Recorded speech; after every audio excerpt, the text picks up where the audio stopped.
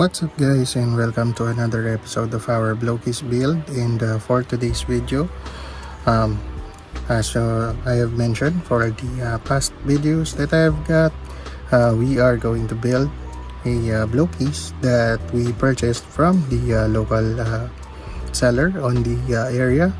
And gladly on this one, it's gonna be in the list here. On a previous video, we made Swindle, okay, and here's a brief background. For today, we are going to get one of the parts again of the Combaticons, which is a big robot that was recruited by Starscream. And in this part, it would be Onslaught, the vehicle. So let's go ahead and start building. Let's go. Okay, so here is the packaging from the seller where we purchased the Onslaught, and he is in vehicle mode. And just to let you know, we don't have also the robot mode for Onslaught. And yeah, we got the card from the packaging, and it was already scanned. So this is just the commemorative or souvenir from the box itself. Anyways, so let's start building. Let's set the box aside and let's start.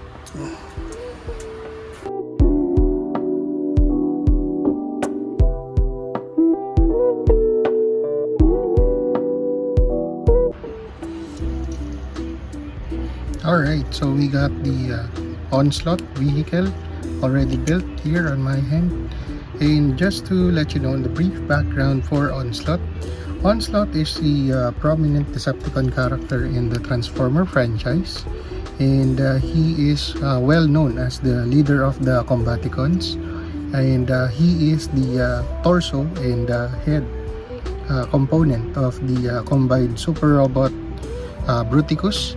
And his background, Onslaught is a meticulous planner who prefers strategy and intellectual warfare over brute force. He often designs complex battle plans, preferring to watch his subordinates execute them, although he is a fierce fighter when forced to action. He is also perfectionist when it comes to the plans. It often enrage if the plan fails, leading to a violent and his intense side. Again, he is the leader of the Combaticons, a special Decepticon subgroup which recruited by Starscream. Here, Starscream. So he was the one who recruited the Combaticons. And yeah, that's it. I hope you enjoy watching this video, and if you do, please don't forget to like, share, and subscribe to our YouTube channel. And don't forget to ring the notification bell so that you would be updated to our latest episodes for this series. So that's it for today, and see you guys next time. Peace. Push.